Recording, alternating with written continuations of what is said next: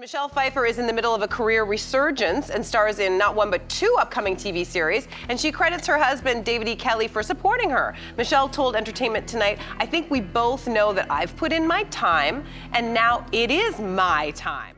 Hollywood has always been a place where secrets simmer just beneath the surface, and some of the most delicious ones are the ones nobody talks about. For over 3 decades, whispers about what really happened between Michelle Pfeiffer and John Malkovich on the set of Dangerous Liaisons have floated around Tinseltown like a rumor too good to kill.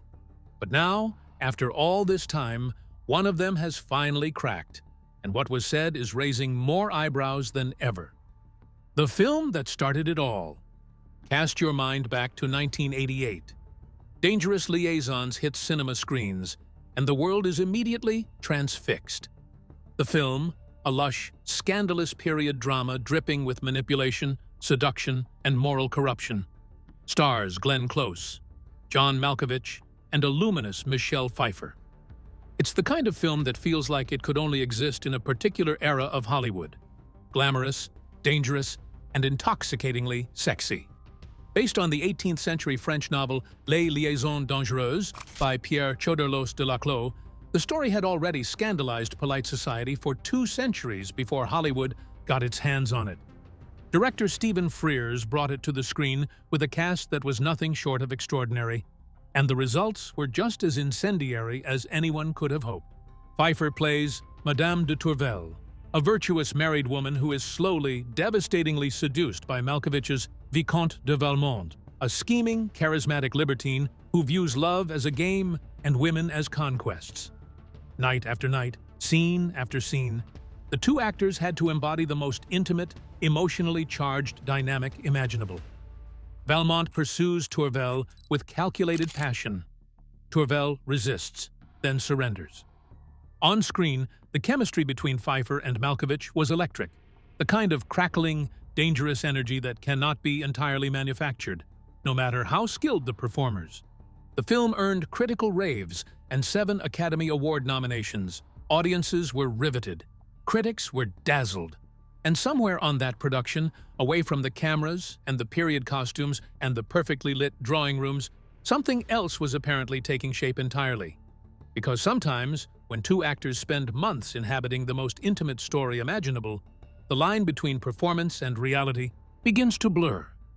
The emotions required by the script seep into the margins. The vulnerability demanded by the work bleeds into the real world, and blur it apparently did. But before we get into what allegedly happened between these 2 Hollywood stars, who exactly were they at the time, and what did they each have to lose? 2 marriages, 2 timelines?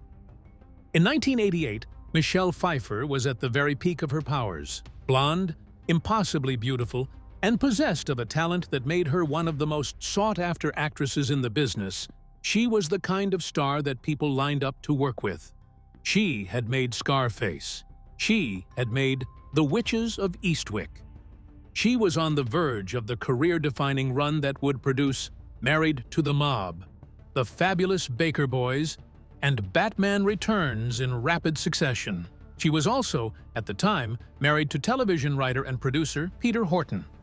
The couple had wed in 1981, and by all outward appearances, they were one of Hollywood's quieter, more stable partnerships. No tabloid drama, no public spectacle, just 2 working professionals building a life together. John Malkovich, meanwhile, was a different kind of Hollywood animal entirely. Intense, intellectual, and famously unpredictable, he had built his career on the stage before making the leap to film. He had already received an Academy Award nomination for Places in the Heart in 1985 and was widely regarded as one of the most formidable actors of his generation, the kind of performer whose presence on screen demanded your full attention whether you wanted to give it or not.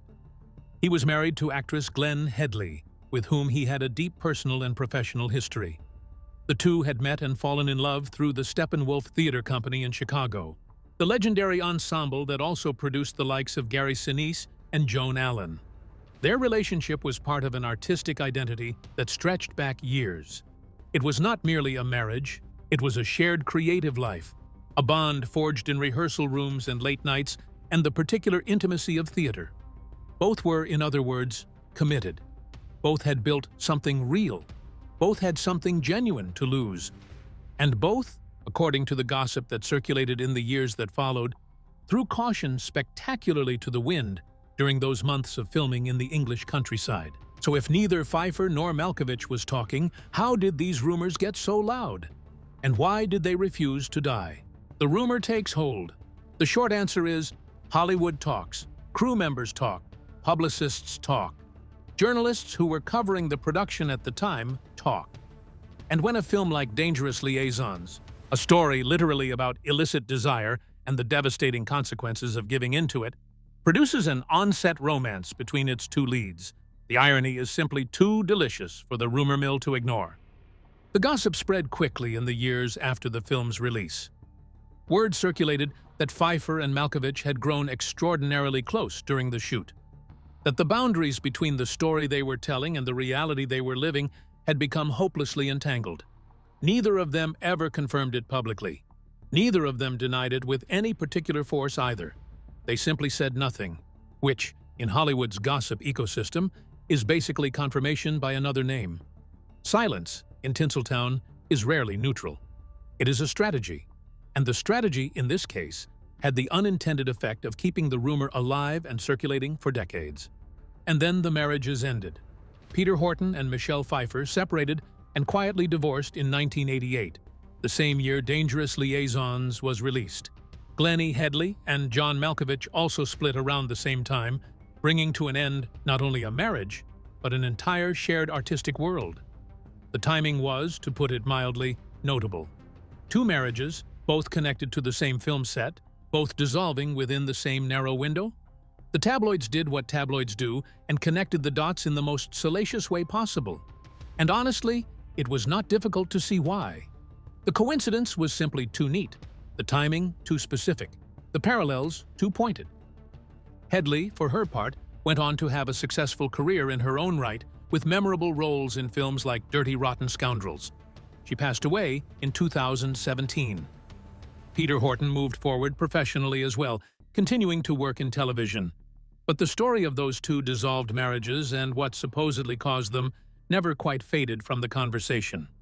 For years, it lived in that strange twilight space between verified fact and very persistent speculation, a piece of Hollywood mythology that neither of its central subjects would confirm or deny. Until now. Which brings us to the question that has been swirling around Hollywood ever since the story first broke. After more than 30 years of near-total silence, what finally made John Malkovich start talking, and what exactly did he say? Malkovich breaks his silence, and what he was really saying. Because here is where things get genuinely interesting. In recent months, more than 3 decades after those Dangerous Liaisons cameras stopped rolling, John Malkovich gave a rare interview in which he addressed the affair directly. And what he said was both revealing and, in its own carefully calibrated way, quite extraordinary. He acknowledged, first, that this is not something he tends to discuss.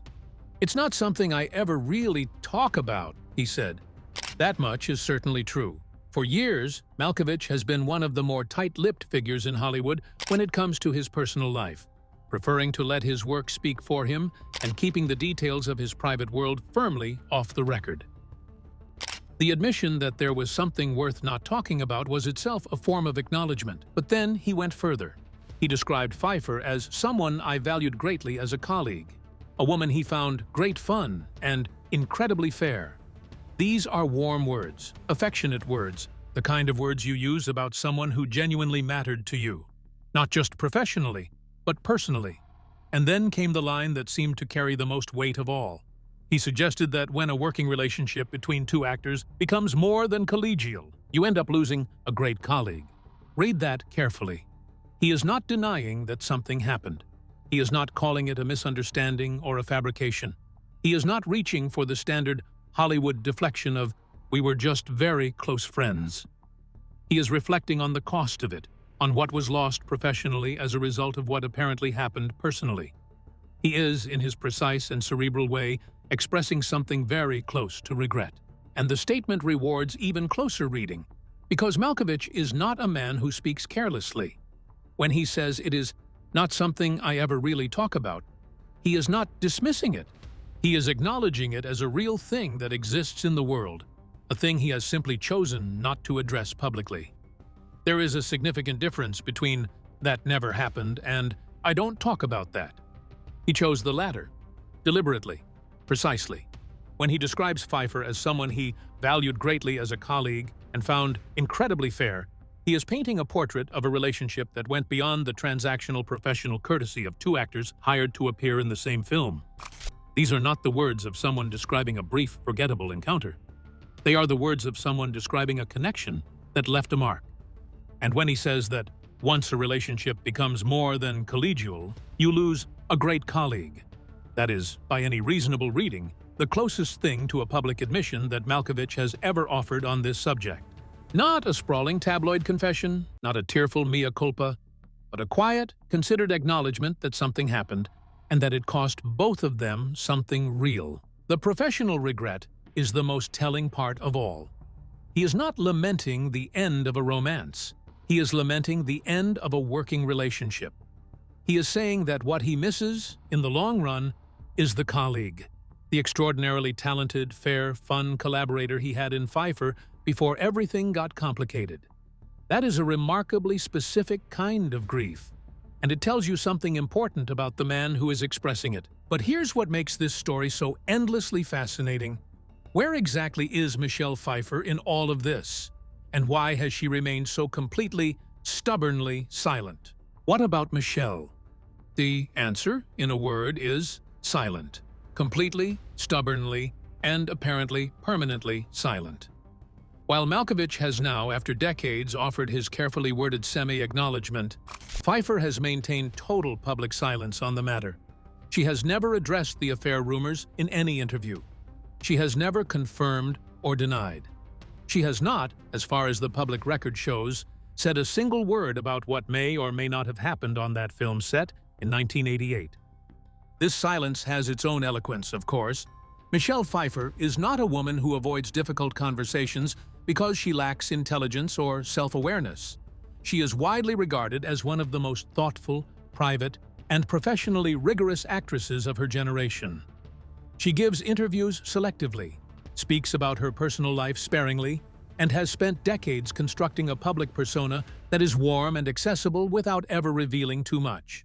Her silence on this particular subject is clearly a choice, a deliberate and sustained decision to keep this chapter of her life entirely her own.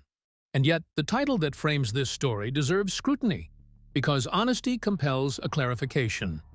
Michelle Pfeiffer has not, in fact, admitted anything publicly. The recent development is Malkovich's comments, not hers.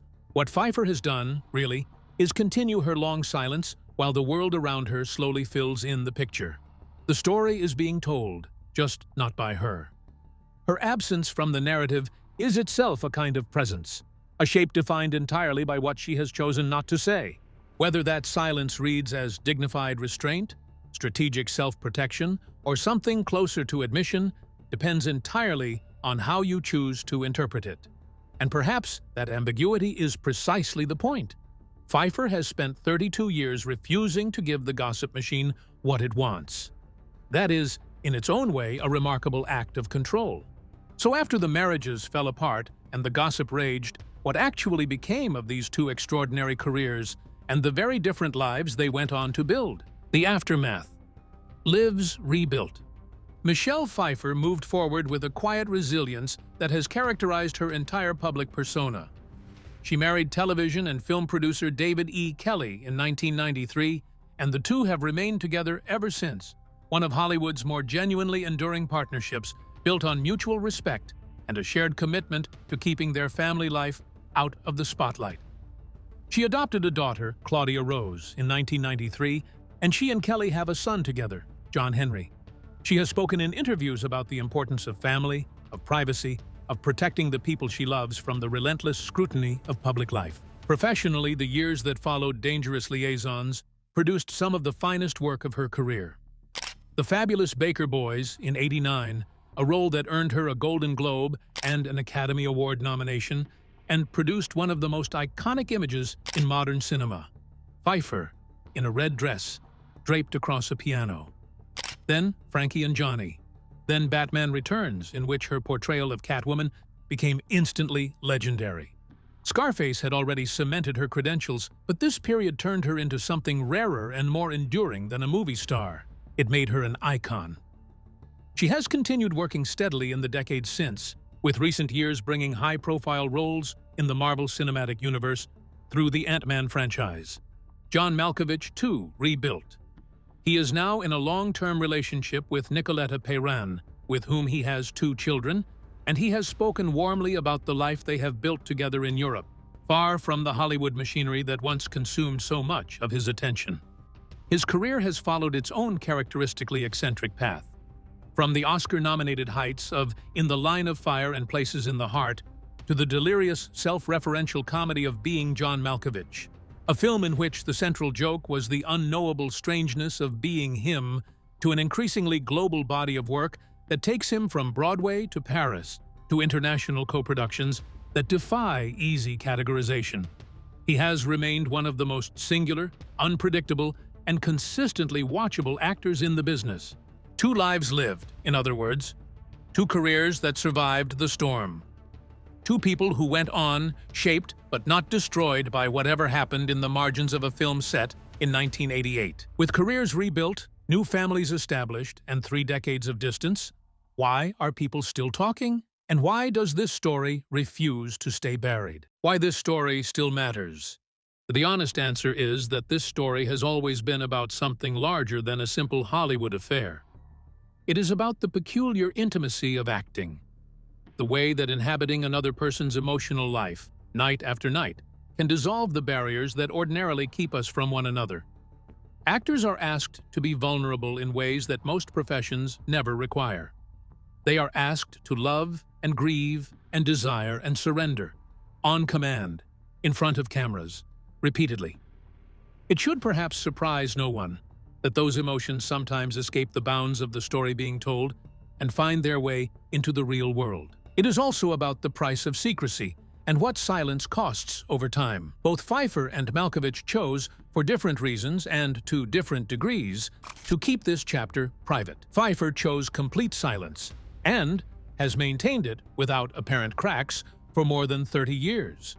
Malkovich chose occasional oblique acknowledgement, and his recent comments represent the closest thing to a crack in that wall that has appeared in 3 decades.